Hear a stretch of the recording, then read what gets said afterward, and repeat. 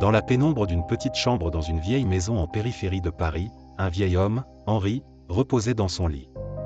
Son corps était affaibli par l'âge et la maladie, mais ses yeux brillaient encore d'une intensité mystérieuse. Henri savait que ses jours étaient comptés, et il y avait quelque chose qu'il devait partager avant que le temps ne lui échappe complètement. À côté du lit, se tenait son fils, Julien, un jeune activiste passionné par les causes environnementales. Julien, avec sa barbe clairsemée et ses cheveux en bataille, portait une simple chemise en coton, prêt pour le voyage qu'il entreprendrait le lendemain matin. Il s'apprêtait à partir pour l'Amazonie, au Brésil, où il participerait à une campagne pour protéger la forêt tropicale de la dévastation. Julien gardait à l'esprit ce que son père avait murmuré à son oreille et prit congé de lui. 2. Julien et son équipe d'activistes sont finalement arrivés en Amazonie. La dense forêt tropicale s'étendait autour d'eux, une mer infinie de vert, pleine de vie et de mystère. Ils étaient là pour documenter les conditions des peuples autochtones vivant dans la région, leur lutte quotidienne contre l'invasion des accapareurs de terre et la destruction de leur territoire. Les a guidés jusqu'à une zone récemment attaquée. Des arbres abattus, des clairières ouvertes par la force brute, et l'odeur des brûlis flottait encore dans l'air. C'était une scène de désolation, une plaie ouverte sur la peau de la forêt.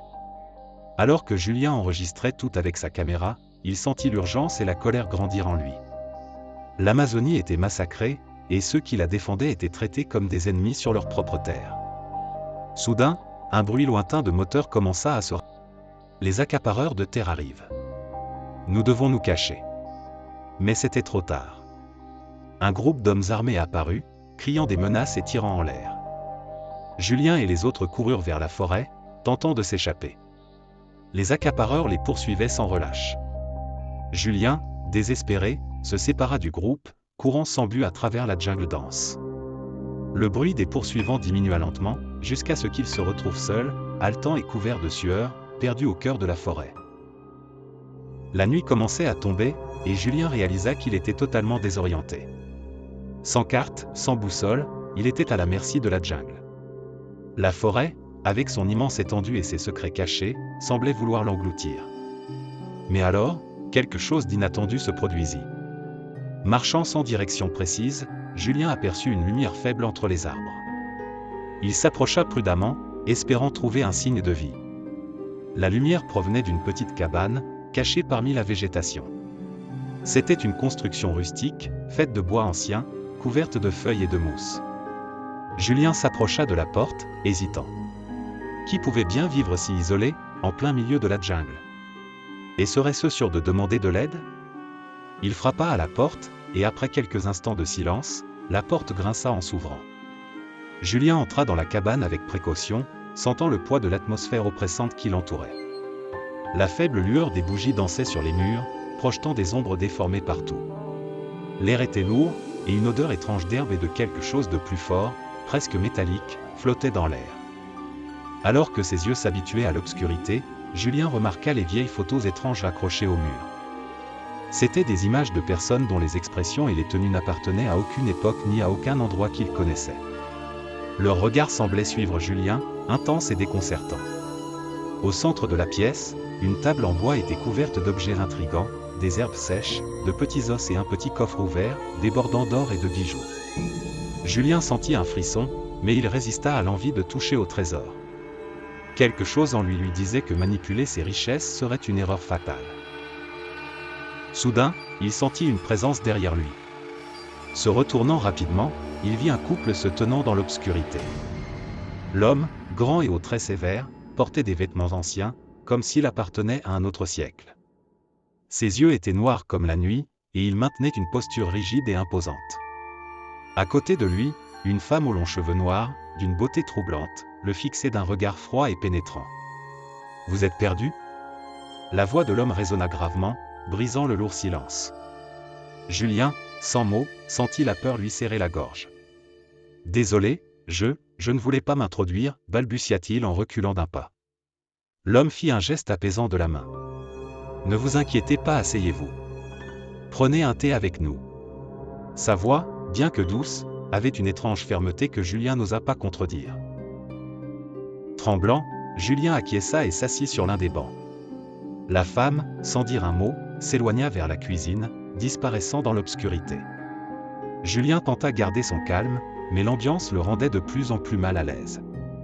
Quelques instants plus tard, la femme revint, mais cette fois complètement nue, sans la moindre trace de honte ou d'hésitation sur son visage. Julien resta immobile, paralysé par le choc. Mais il n'osa pas poser de questions, il ne voulait pas s'attirer d'ennui. L'homme, apparemment indifférent à la nudité de la femme, servit le thé dans des tasses en céramique grossière. « Buvez » ordonna-t-il en tendant une tasse à Julien. Julien prit la tasse, ses mains tremblant légèrement, mais il ne parvint pas à boire. Avant qu'il ne puisse penser à une excuse, l'homme se leva et fit un signe à Julien de le suivre. « Viens, il y a quelque chose que je veux te montrer. » Hésitant, Julien se leva et suit l'homme jusqu'à une porte au fond de la cabane. L'homme ouvrit la porte, révélant l'intérieur d'une pièce sombre. Lorsque Julien entra, l'odeur de mort le frappa comme un coup. Au centre de la pièce, une vision horrible l'attendait, un tas de têtes coupées, empilées les unes sur les autres, les visages figés dans des expressions de terreur. Julien étouffa, reculant avec horreur. Il savait qu'il devait partir immédiatement. Il tenta de courir, mais l'homme était derrière lui, bloquant la sortie, tenant une énorme machette qui brillait à la lumière des bougies. « Ces hommes ont perdu la vie parce qu'ils ont volé mon or, et parce qu'ils ont posé des questions sur ma femme, » dit l'homme avec une calme effrayante, les yeux brillants d'une lumière surnaturelle. « Mais toi, je vais te laisser partir en sécurité. Prends l'or, il est à toi. » Julien, terrifié, secoua violemment la tête. « Je ne veux pas de l'or. S'il vous plaît, laissez-moi juste partir. » L'homme plissa les yeux, l'irritation grandissant sur son visage. « Tu refuses ce qui est ton droit. » Les yeux de l'homme brillèrent encore plus intensément, comme deux braises incandescentes. Julien sentit le désespoir envahir son être. Il pivota sur ses talons et courut vers la porte, ignorant les cris de l'homme derrière lui.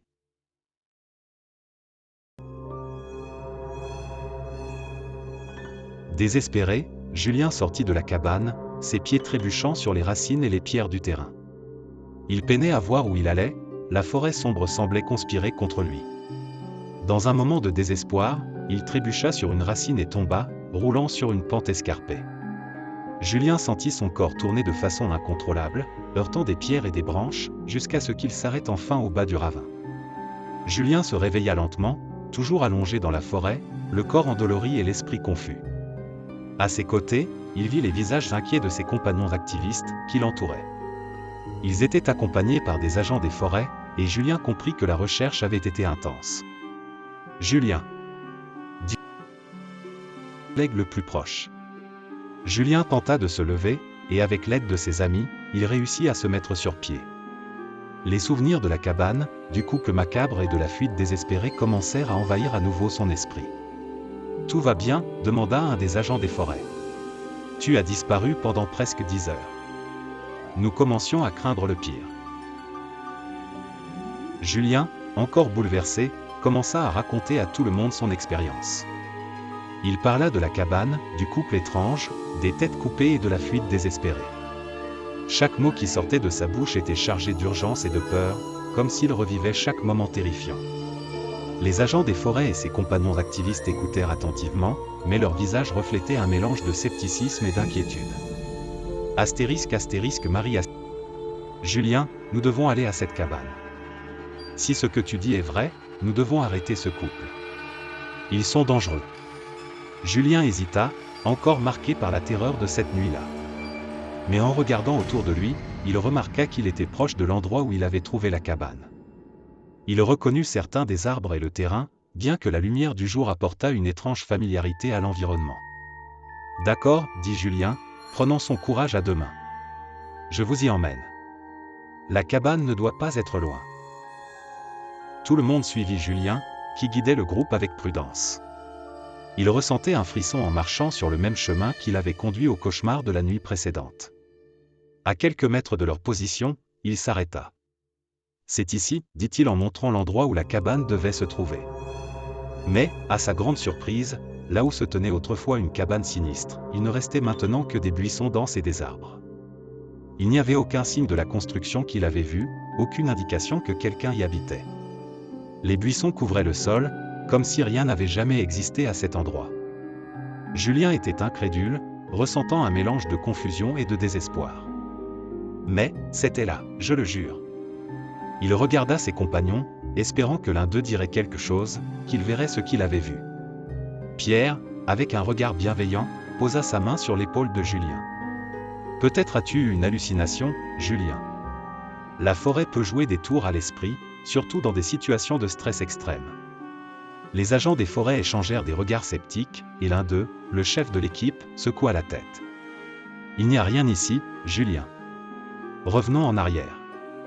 Peut-être t'es-tu perdu et as-tu imaginé des choses. La forêt est trompeuse.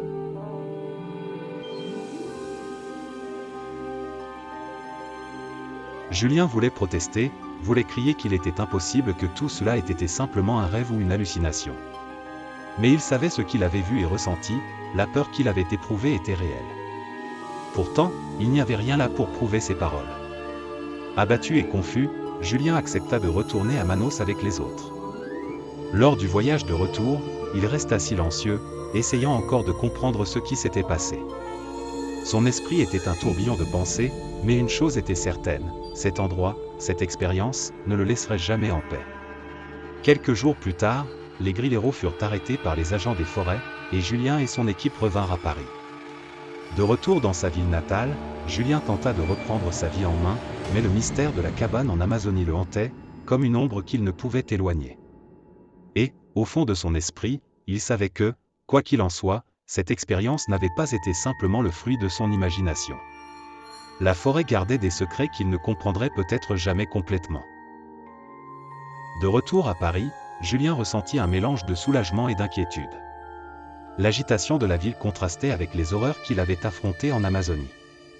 Alors qu'il marchait dans les rues familières, son esprit continuait d'être hanté par l'étrange expérience dans la forêt. Mais plus que tout, il était impatient de retrouver son père, désormais rétabli de sa maladie. Lorsque Julien arriva enfin chez son père, il fut accueilli par une étreinte chaleureuse. Henri, son père, semblait plus fort et en meilleure santé, presque comme si la maladie n'avait jamais existé. Mais une question que Julien devait éclaircir persistait. « Papa, commença Julien, sa voix grave et légèrement tremblante, avant mon départ pour l'Amazonie, vous m'avez dit quelque chose que je n'ai pas pu sortir de ma tête pendant tout le voyage. » Henri fronça les sourcils, visiblement confus. « Que t'ai-je dit, mon fils ?» Julien prit une grande inspiration avant de répondre. « Vous m'avez dit, ne prends pas l'or et ne demande pas à propos de la femme. » Ces mots, ils m'ont hanté, et pendant une expérience terrifiante, j'ai réalisé que j'avais suivi ce conseil. Mais, comment saviez-vous ? Henri regarda Julien pendant un long moment, son visage reflétant une perplexité véritable. Il secoua lentement la tête. « Julien, je ne me souviens pas avoir dit cela. Je ne sais d'où vient cette idée, mais je n'ai jamais prononcé ces mots. » Le sang de Julien se glaça. Il était absolument certain que son père avait prononcé ces phrases. « Papa, je suis sûr, ces mots m'ont sauvé de quelque chose d'horrible en Amazonie. Si j'avais pris l'or ou demandé à propos de cette femme. » Julien ne put terminer sa phrase, les souvenirs encore vifs dans son esprit. Henri, voyant la peur évidente dans les yeux de son fils, prit sa main avec fermeté. « Julien, quoi qu'il se soit passé dans cette forêt, l'important est que tu es vivant et en sécurité maintenant. Peut-être, était-ce ton propre instinct, ou un avertissement de quelque chose de plus grand, quelque chose que nous ne pouvons pas comprendre. » Julien voulait croire à la logique de son père, mais il ne pouvait pas écarter le sentiment que quelque chose d'inexplicable s'était produit. Quoi qu'il en soit, il avait obéi au conseil, et cela, d'une manière ou d'une autre, l'avait sauvé. Alors que père et fils continuaient de parler, la nuit tomba sur Paris, enveloppant la ville dans un manteau d'obscurité calme. Julien savait que la vie devait continuer, mais l'expérience en Amazonie et les mots énigmatiques qu'il croyait que son père avait dit ne le quitteraient jamais complètement. C'était comme si un secret sombre, gardé par les profondeurs de la forêt et le mystère du surnaturel, s'était entremêlé à sa vie, pour toujours. Et vous, qu'en pensez-vous ? Était-ce réel ou tout simplement le fruit de l'imagination de Julien ? Laissez votre avis dans les commentaires. À la prochaine.